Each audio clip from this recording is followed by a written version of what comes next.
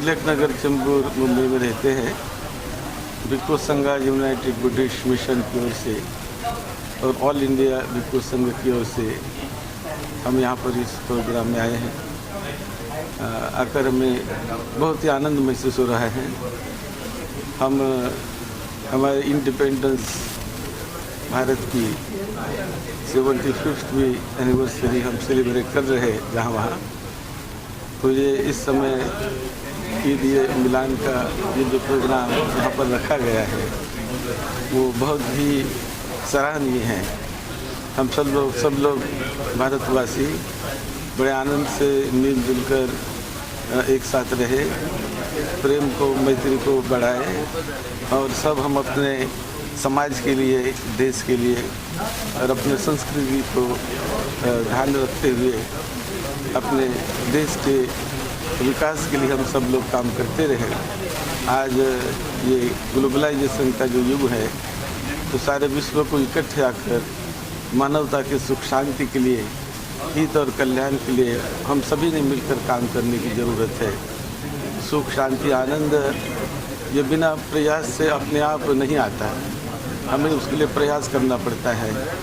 एक दूसरे से मिलकर एक दूसरे के सुख दुख को समझकर कैसे हम एक दूसरों के परेशानियां दुख दूर करेंगे, कैसे मिटाएंगे और कैसे हम एक दूसरे को सुख शांति बांटेंगे, ये भाव ये विचार मन में लाकर यदि हम चलने लगे, करने लगे तो सुख शांति हमेशा बरकरार रहेंगी, हमेशा कायम रहेगी हमारे समाज में और विश्व में।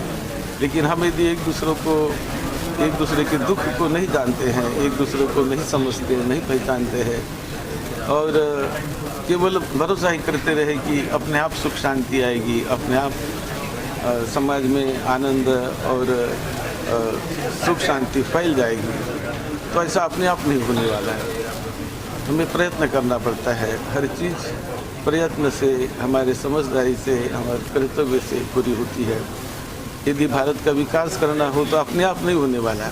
उसके लिए भी सभी ने मिलकर एक साथ एक विचार से चलकर एक दूसरे को सुख शांति बांटने का प्रयास करके अपने वर्तमान पीढ़ी के लिए भी और भावी पीढ़ी के लिए भी हमें संदेश देना है और यही हमें सिखाता है। आज इस ईद मिलन के प्रोग्राम में आकर हमें बड़ी खुशी हुई कि आपका जो प्रयास जो हमेशा रहता है, मैं आते रहता हूँ बार बार, हमेशा मैं सहभागी होते रहता हूँ और really I feel very happy that today also I am here just to celebrate this Eid Milan with all your people. Thank you very much. मेरा नाम महंत सत्यनाम दास उदासीन है।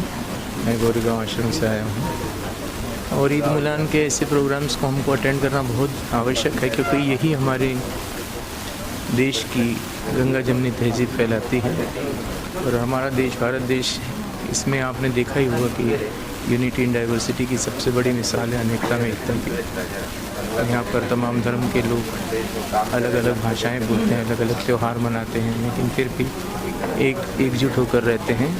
तो इस तरह के कार्यक्रम को हम हमेशा से अटेंड करते रहे हैं और आगे भी अटेंड करेंगे, क्योंकि इससे क्या है, भाईचारा, एकता, प्रेम, ये सब बढ़ेगा।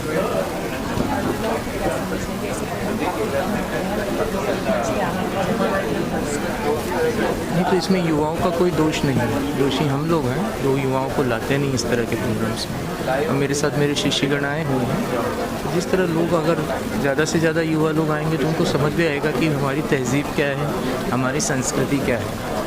जब तक हम लोग इस बात को समझेंगे नहीं कि हमारी ये तहजीब है, ये संस्कृति है। और आप जानते ही हैं कि तुलसीदास जी ने कहा है कि तुलसी यह जगाई के सबसे मिलिए धाय, ना जाने किस भेष में नारायण मिल जाए।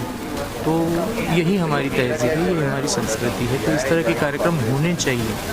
अब कार्यक्रम नहीं होंगे और युवा को आप नहीं खींचोगे इस तरफ, युवाओं को समझाना है हमें, तो बहुत अंतर पड़ेगा।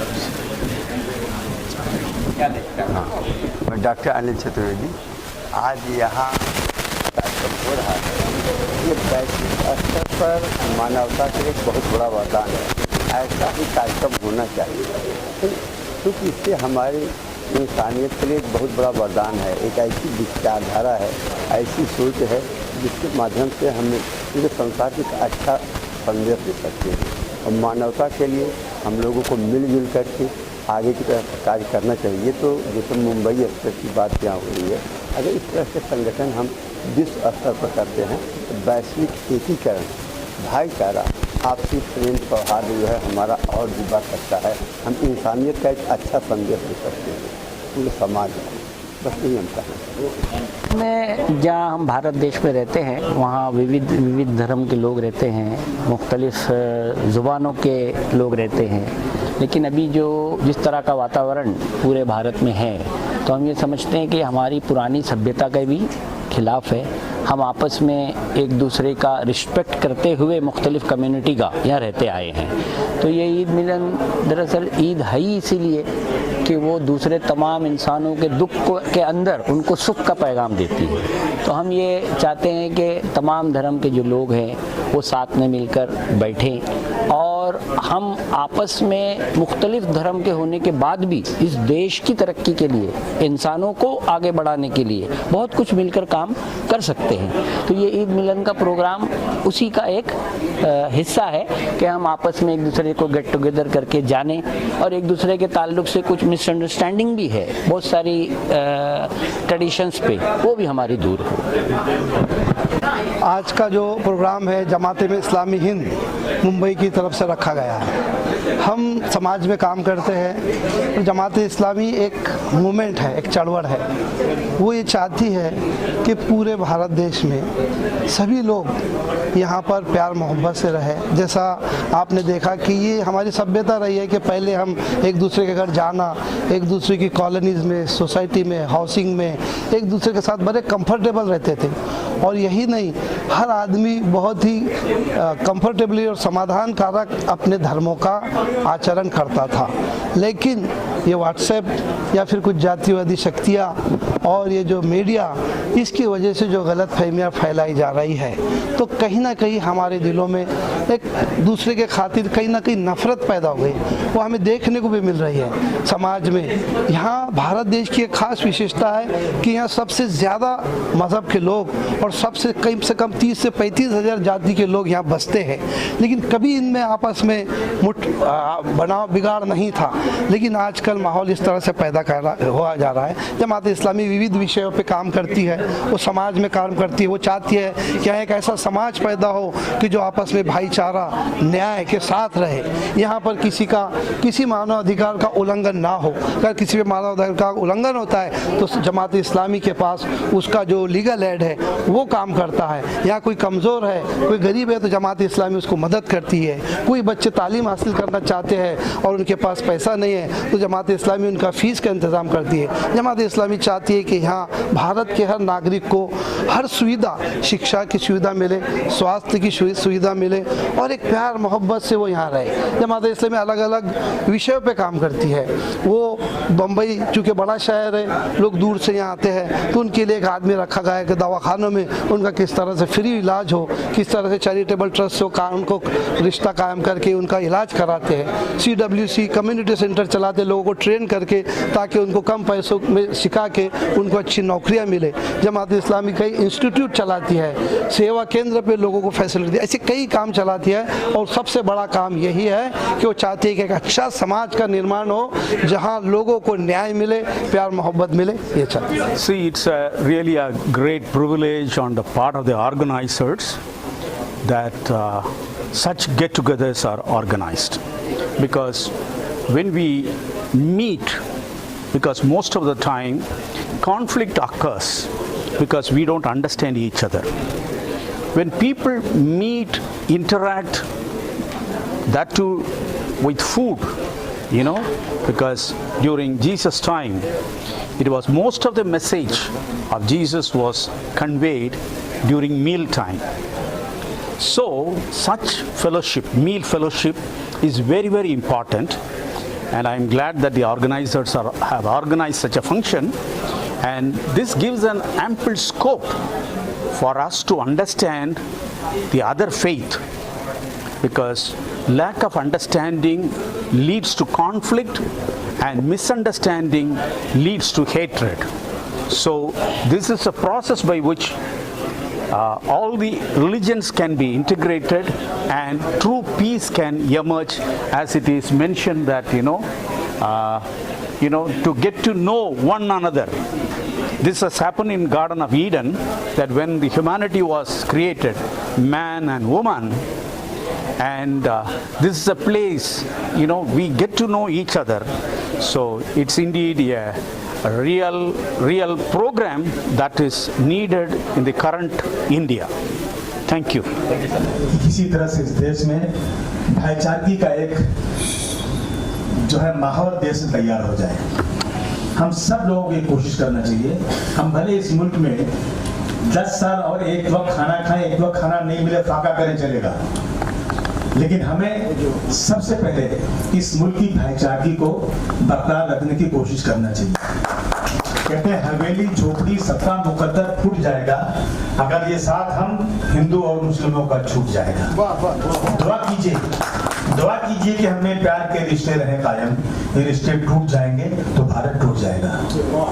साथियों, मैं गांव का रहने वाला हूँ। यकीन जानिए, मुझे याद आता है जब गांव की बात सोचता हूँ, मस्जिद के बाहर हिंदू समाज के लोग अपने बच्चों को लेकर खड़े रहते थे। कोई साहब मस्जिद से बाहर निकलेंगे तो बच्चे के लिए दुआ कर देंगे तो डॉक्टर के जाने की जरूरत नहीं, बच्चा अच्छा हो जाएगा। गिलास में पानी देकर खड़े रहते थे। जब गांव में किसी मुस्लिम लड़की की शादी होती थी तो हिंदू भाई अपने घरों में आटा पिसवा के रखता था, क्योंकि गांव में उस वक्त आटा पीसने की चक्की नहीं होती थी, बाजार में रहती। तो कहीं अगर आटा कम पड़ गया तो मेरे गांव के इस भाई की बेइज्जती हो जाएगी। वो अपमान, उसकी बेइज्जती ना हो पाए, उसकी बेइज्जती होगी तो मेरी बेइज्जती होगी, क्योंकि मेरा पड़ोसी है ये। क्या मोहब्बत के लोग हैं आपस में, क्या मिलना जुलना लोगों का आपस में था। लेकिन आज धर्म के नाम पर लोगों को बांटा जा रहा है। हमें कोशिश करना चाहिए। पैदा करने वाला एक ही है, अल्लाह कहते हैं, भगवान कहते हैं, या ईश्वर कहते हैं, गॉड कहते हैं, जो कहते हैं, पैदा करने वाला एक ही है। अगर हिंदू का खून देखो, मुसलमान का खून देखो, किसी का खून भी देखो, सबका एक ही तरह का खून है। पैदा भी होते हैं एक ही तरह से, मरते भी एक ही तरह से।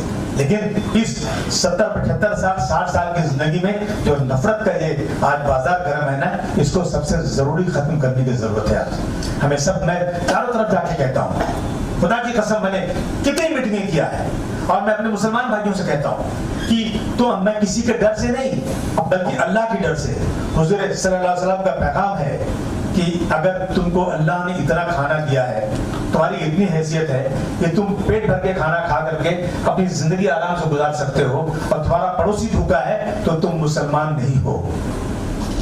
मुसलमान में तय कर लो का पड़ोसी कितना, 40 घर आगे 40 पीछे, 40 दाएं 40 बाएं, इसको पड़ोसी कहते हैं। और तय कर लो कि मैं अब अगर किसी पड़ोसी को जरूरत पड़ेगी खून की, तो मैं गैर मुस्लिम भाइयों से कहना चाहता हूं कि तुम किसी हिंदू को मत बुलाना, मैं अपनी बदन का खून देकर तुम्हारी जान बचाने को तैयार हूं। ये मैसेज हम दे रहे हैं चारों तरफ। और इस मैसेज को देने की जरूरत है क्योंकि कुछ लोग जो है ना दिन रात इस काम में लगे हुए हैं कि किसी तरह से मुसलमानों की इमेज जो है ना गैर मुस्लिमों के अंदर खराब कर दी जाए और इनसे लोग नफरत करने लग जाए।